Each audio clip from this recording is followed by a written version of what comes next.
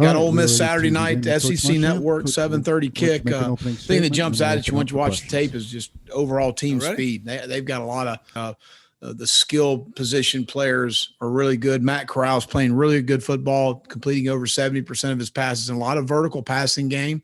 Plumlee does a nice job when they bring him in and the different things that how they use him. Jerrion Ely and Connor, the two backs, are really good players. Very difficult guys in space to take down. Elijah Moore, we played against 2 years ago over there, knew as a true freshman he was going to be a fantastic player, but he's a very good slot receiver, punt returner, speed sweep guy. They utilize him in a lot of different ways. Mingo and Drummond, both other guys outside that are good players. And Yibo, the transfer tight end, has been a huge addition to their team. So they're very good in the skill positions. They play with a great tempo. And Lane does a great job of, whether he or Levy are calling plays, both guys do a nice job of attacking you with tempo, but also schematically in matchups. And they do a really good job. So we got our work cut out for us. So aggressive on special teams. They continue to improve on defense. So work cut out for us on Saturday night. And I'll open up for any questions. And I'll say that both quarterbacks, Colin and Ryan, both got equal reps. We have a package for Luke, but with Colin and Ryan being so similar skill set wise, both guys did a good job today. We do not have a timetable on when we will make that decision. It could be up to pregame warm up to see who's spinning it best in pregame. So we'll go from there. All right, we're going to mix it up a little bit and let Rick Henry take the first one today.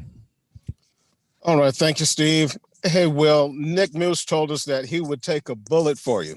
First of all, have you ever had a player say that about you before? And what does it mean to you that your players have your back to that degree and are just very supportive? Well, I don't think they'd say I was an asshole. We got a game on Saturday, right? But no, we have a great group of young men in that locker room that, I appreciate their support and I support them, and we ride together, and we need to win a football game. That'll make everybody happy. Ben Brenner? In terms of the quarterbacks, how have you seen them kind of respond and react to having that job opened up again? You mentioned kind of how they practice, but how have they sort of responded off field and I guess also on field with their energy and such? Ben, I wouldn't say it any differently, because both guys have been, we try to create a competitive atmosphere all the time. And I know Mike does a great job of pushing that position. And then having those guys be game ready in all situations. Luke is always really, I wouldn't, maybe for the last month and a half, maybe 6 weeks, has been getting the lion's share of reps at quarterback in his package and the things that we do, trying to bring that along, and we'll continue to do so. And Ryan and Colin have been getting the reps in what we're, I guess you would say, our mainstay offense and what we do. So, but it's been a very competitive room on and off the field, in my opinion. And both guys, I think, are great for each other. Both guys interact very well together. Both guys share information very well together. Both guys want South Carolina to be successful and win. And they both want to be the starting quarterback. Only one guy can play. But both guys are talented, and we can win with both. David? Well, you guys played Ole Miss 2 years ago, and back then they had a real, high-flying offense, but they had a different coach with Matt Luke and now Lane. Have you ever seen that kind of similarity last over a coaching change in terms of how explosive the offense is? Well, again, Phil Longo was the offensive coordinator, and he did a great job and is doing a really good job at North Carolina. So, I do think that, but with the tempo they play with, there's a little bit more in the run game that Lane presents each week as far as what they do. But there's a lot of, concepts that carry over, especially with the tempo that they play with. And very similar skill set, from a receiver standpoint and a running back. We went over there, and the tight end that we played that day still playing in Buffalo. I don't know where the quarterback is, but he was talented. Matt Corral played that day as a true freshman, and, got tremendous respect for him. He's got arm talent. He can make all the throws. He's got athleticism. He can hurt you with his legs. The running back 22 was a really good football player for him. Elijah Moore was a freshman. A.J. Brown was a senior. Outside receiver that was a very difficult matchup. So it was again another really talented skill position team. Eric Boynton.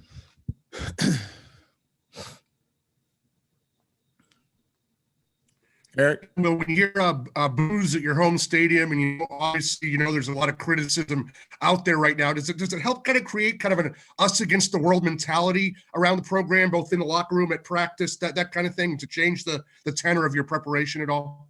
It really doesn't. At the end of the day, it's, I always tell the guys we can control what we can control, and that's our preparation and preparation for Ole Miss, which has got a good football team. So we need to lock in and focus on those things and block out anything, whether it's negative or positive. At the end of the day, when you're winning the games and everybody wants to pat you on the back, and that's, that can be a distraction as well. Joe Gorcha. Coach, along those same lines, do you stress to the players that they can control the narrative of what happens next? There's 4 games left, so how you play can determine the narrative and what people talk about. And do you emphasize it's what you guys control that determines what people say about you moving forward? Well, Joe, we say that from day one since I've been here, and that's been a message. Every week is a season, and we've got 4 great opportunities, and the next opportunity is in Oxford, Mississippi, and that's what we're focused on. Colin Taylor.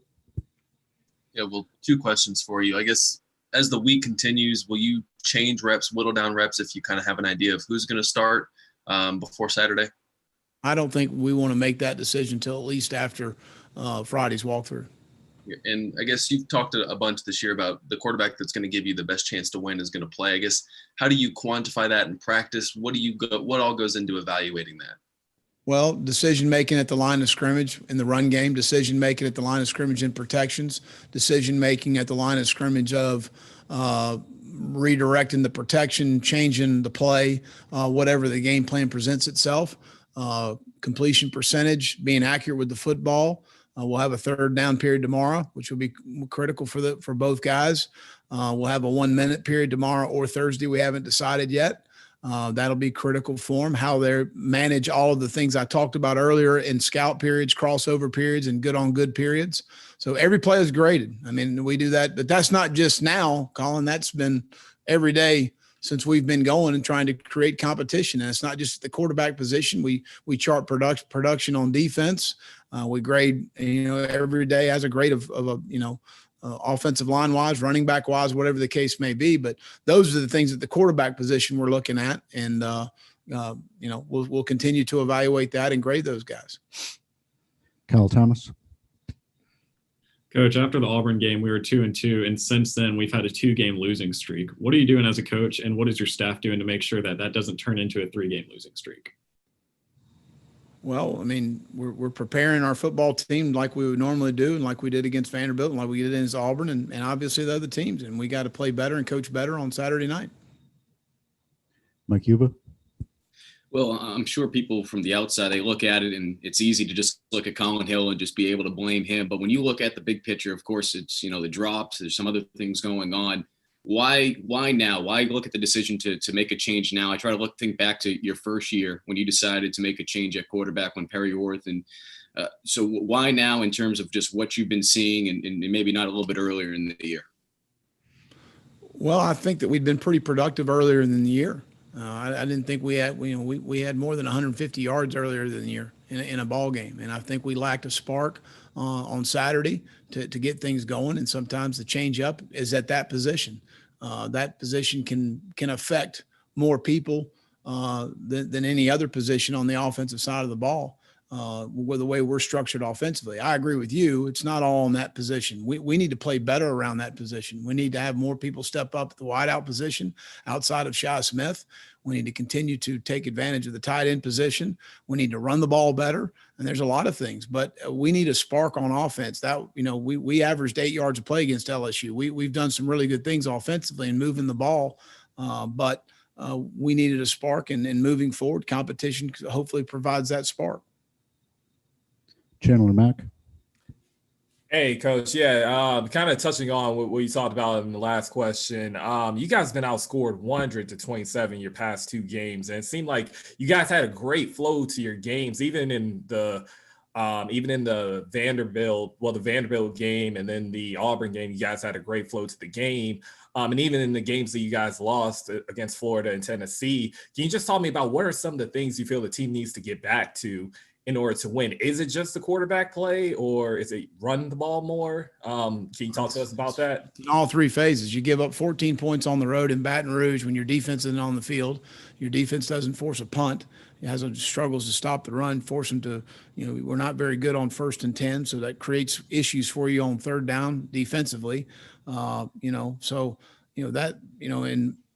Saturday night we get worn down defensively because we can't stay on the field nor get off the field on defense. So it's a lot of different things that we can improve on, and then we certainly are addressing with our team, and we'll continue to address with our team. But it isn't just quarterback play.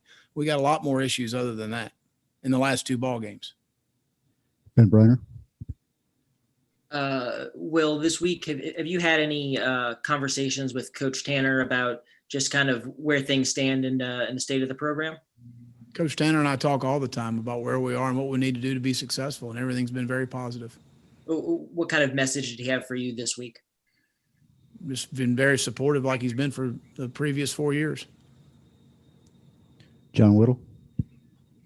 Yeah, with regard to Paul Jackson, now that you have 6 games under your belt, how do you see your team differently this year under him, whether it's from a physicality standpoint, health standpoint, just what has he brought that you've been able to see tangibly over these 6 games to now?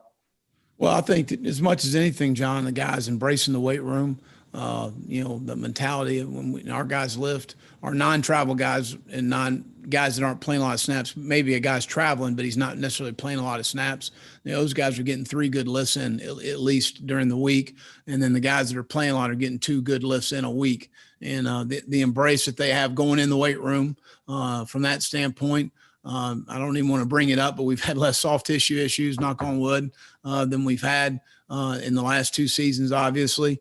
As far as those things are concerned, much that's been cut to a great degree. I think a lot of that's the monitoring of the catapult system, the interaction he and I have as far as, where he thinks guys are is where I think guys are. Sometimes as a football coach, you see it different than a strength coach sees it or a trainer sees it. So we've had, very productive conversations, as far as that's concerned, that I think's helped us a lot. So I think Paul does a really good job. I think from a standpoint of, just overall, mentality of your football team and positively affecting guys, does a really good job, and his staff as well. Gamecocks. After watching the film, what positive things could you take from Saturday night? And do you think this team, what did they actually learn from their experience Saturday night? I don't know that we could take much from the film offensively that was positive at all. I do think defensively we were firmer on some blocks. We played better inside than we had played. I thought there were some positives there. And I thought on special teams that we did a good job. Kai Kroger continues to come on for us. I mean, there's positives, Dick. I mean, it's not all negative. But when the score ends up the way it ends up, it's not very good. And that's the bottom line. And it's got to get better. Mitch Brown.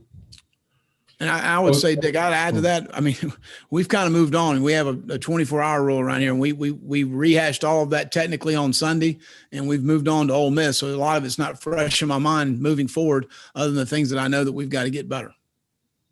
Coach, speaking of moving on, in years past, you've talked about certain iterations of your team having the confidence and the resiliency to be able to bounce back from adversity. What gives you confidence that this team can do that? I think we have good leadership on the team, and we had a good meeting this morning with those guys about where we are, and I think we're in a good spot mentally, based on, 2 very poor performances back to back, as good as it could be. As far as where these guys are angry, they're upset, and they want to play better. We need to coach better. So it's a 2-way street, and we plan on doing both. Pete Huckabelly. Will, I know you guys got the word from Texas A&M about their COVID tests. Has that had any effect on this team? Have you had to keep some guys out because of quarantine issues or anything like that? No, Pete. And when I saw that, I guess it was yesterday it came out, yeah. I think. I saw it and I called Clint Haggard immediately, and he said, we have no issues. It's very similar to the Vanderbilt game. As far as however they compute that, you'd probably have to talk to Clint Haggard for exactly how that's done. All I know is no one's been quarantined. John Del Bianco. Yeah, well, do you feel you still have the right combination up front on the offensive line? Do you see any changes, or are the best five still out there in your opinion? Well, Ja'Kai Moore's going to get some more opportunities, to play, and Vershawn Lee continues to come on for us. Jalen Nichols has been continuing to improve. Vinny Murphy. So again, we'll continue to work through, giving some more guys some other opportunities, and we'll settle on some things as the latter part of the week settles in for what we'll do in Oxford. David Cloninger. Well, a couple for you. First, will Sterling and Mullins be okay for this week? I believe so, yeah. And then you've mentioned the other receivers outside of Shai needing to, kind of step up a few times.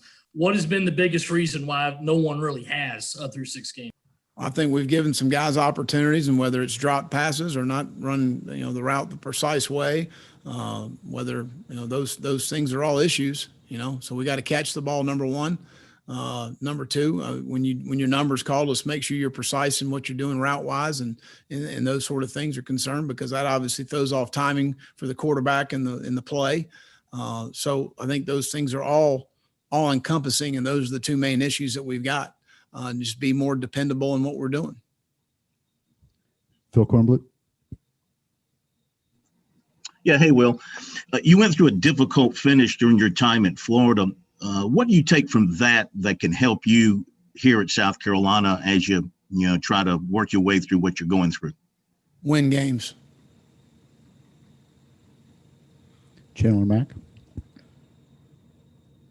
Hey, Coach. Yeah, just kind of talking about the receivers again. Jalen had a big drop in the game. Jalen Brooks had a big drop in the game Saturday night. What has his mindset been over the past couple of days? Has he been more engaged? And receivers as a whole, have they taken more, turns at the jug machine just to make sure that they're precise and they're catching the way they need to? Well, they're always on the jugs machine. We've amped that up a little bit, but Jalen's going to be fine. Jalen's a good football player, and he's going to have that same opportunity on Saturday in Oxford, and he'll make the catch. But he's a good player, and he didn't try and drop it, and it happens. And but he's an outstanding young man. Glad he's in our program, and he'll have some opportunities on Saturday night, and he's going to make those plays. Mike Yuba. Well, a couple times this season when you guys have been down in the red zone, I know they've had some rub routes. I'm not trying to get you in trouble in terms of how you're going to answer this, but I know there's been some of those rub routes, those pick routes. In your mind, though, because I know you guys are usually in man coverage, what is the benefit of playing man?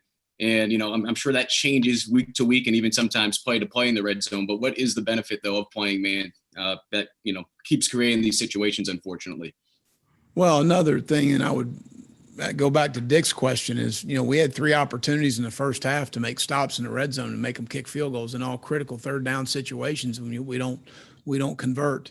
And you look at the Auburn game, a game that you have success in, you made some stops in the red zone to force them to field goals. And that was, that was critical in the first half there. But, we do play zone down there as well. And we have been rubbed a little bit, and that's part of it. We've got to do a better job coaching our guys of anticipating. Most teams run those routes the same way game after game. They very rarely change things up as far as how they get to it. They may change that up, but how they run it and who runs it normally is not a huge difference. We should have been pressed outside on the first touchdown in the game against Texas A&M, because that's where the rub was always coming from. We didn't. We pressed inside and we played off outside, and that's why we got picked. So those things happen, and if they see it's a penalty, they're going to throw it. If they don't, then they won't. And that's just kind of, we explain to our guys, if they throw a flag for holding, it's holding. If they don't, it's not holding. So that's the way we look at it. Colin Taylor. Yeah, well, you kind of touched on Ole Miss's vertical passing game. It's kind of an explosive offense. You guys have had some struggles defensively in the secondary. Is it just, how do you kind of game plan for that? And is it just coaching better? Kind of how do you address that situation going into this week?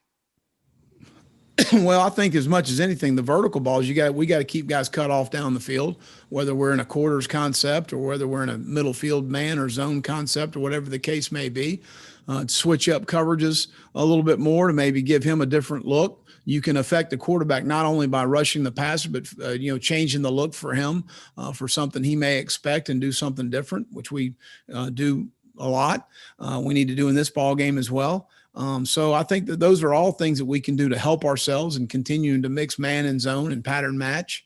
But continue to mix those things up because, defensive football is like war. If you line up over and over again in the same spot, eventually, especially in the passing game, and they know the picture they're going to get, then you're going to probably get hurt. So we got to continue to mix things up and change the picture for him. That sometimes is difficult because of the tempo. Because you want to make sure you get your cleats in the dirt and line up and you cover down and you got your eyes in the right spot. And that's why a lot of the deception things that they create, especially with good skill people, create issues for you. Dick Cox. Can you talk about the opportunity of going on the road this Saturday and maybe hopefully getting your team away from any distractions they've got right now and just being coaches and players? I'd love to be back in Williams-Brice Stadium playing again. That's where we want to play. But on the schedule, we're going to Oxford, so that's where we're headed. Ben Reiner. Well, with how things have gone of late, and I guess kind of the mood that seems to be settling outside the building, does any part of you get worried about your own job security? No. Fair enough. Any other questions for Coach? See anything? All right. That is a wrap great for today day. then. Thanks, Will. Thanks, Will. Coach.